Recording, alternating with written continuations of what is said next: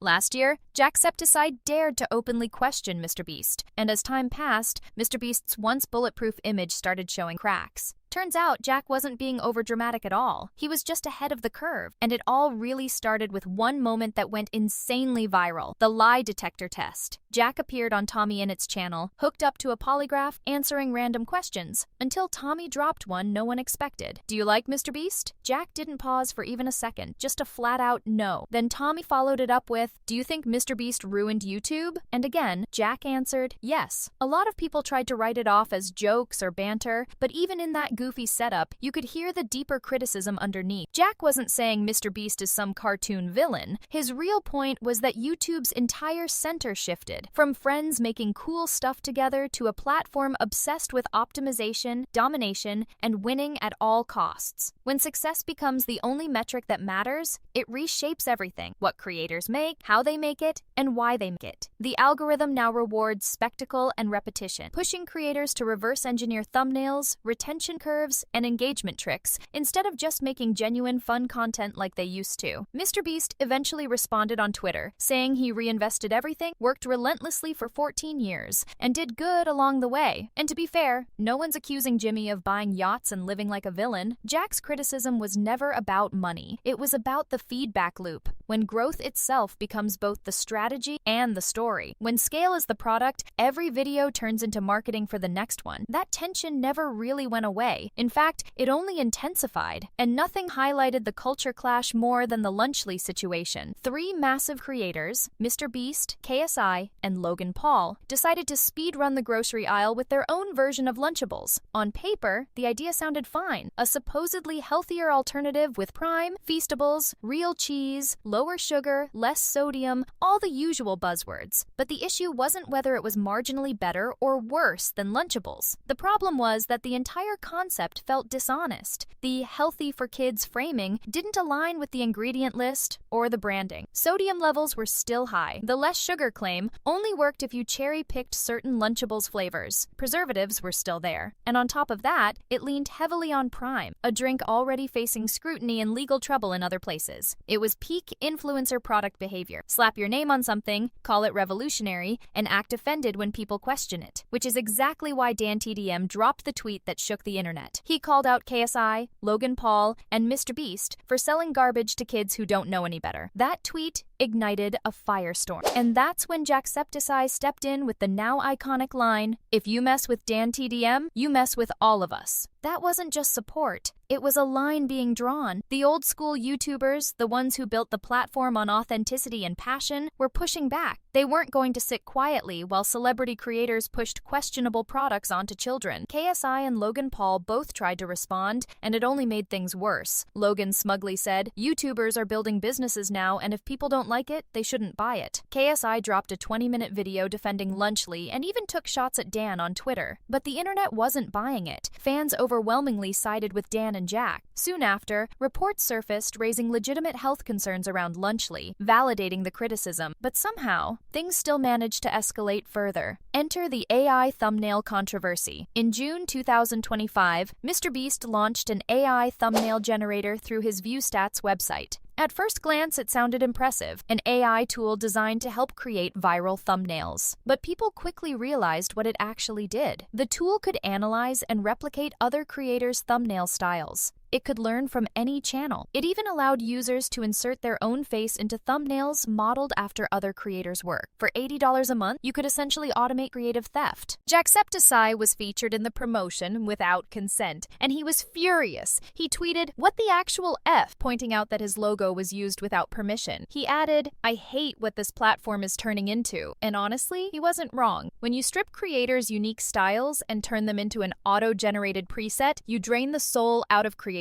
It's the exact opposite of what people like Jack and Dan stand for. The backlash was instant and ruthless. Creators across YouTube slammed Mrbeast for promoting a tool that threatened artists and designers. Even Mrbeast's own fans were confused. This is the same guy who constantly talks about paying thumbnail artists insane amounts, and now he's pushing a tool that could replace them? It didn't add up. The pressure worked. Mrbeast pulled the AI thumbnail feature, replaced it with a directory highlighting real thumbnail artists. relevance and emphasized his support for human creativity. It was a rare and respectable pivot, but the initial instinct was still telling. The fact that the tool launched at all revealed the mindset: efficiency over authenticity, scale over soul, growth above everything. And here's the part people often miss. Mrbeast's grind mindset and massive productions aren't inherently evil, but his gravitational pull reshaped the entire ecosystem. Jack's ruined YouTube comment wasn't about one man, it was about how the platform warped itself around that model. Now the site is flooded with Beast-style thumbnails, hyper-optimized edits, constant shouting, and the belief that bigger always equals better. Smaller creators who want to do something different are told it's not scalable. But since when was art judged by scalability? When did creativity require mass distribution deals? Mrbeast frames his work as inspiration and charity. And yes, the receipts are real. Wells built, surgeries funded, lives changed. No one denies that. But the conversation was never charity versus views. It was culture versus conversion. A video can do good and still push a monoculture of sameness. You can help thousands and still influence millions into believing there's only one way to succeed. So what did all of this prove? First, the Lunchly backlash showed that when profit outweighs people, the internet pushes back. Dan and Jack rallied the community, and fans made it clear they won't tolerate exploitation disguised as innovation. Second, the AI thumbnail controversy proved that even Mrbeast isn't immune to criticism when ethical lines are crossed. The reversal showed that collective creator voices still matter, but most important, it proved that Jacksepticeye was right all along. YouTube did trade soul for scale. The platform shifted toward views, money, and dominance instead of joy and creativity. And Mrbeast, intentionally or not, became the blueprint everyone copied. The problem isn't that Mrbeast exists,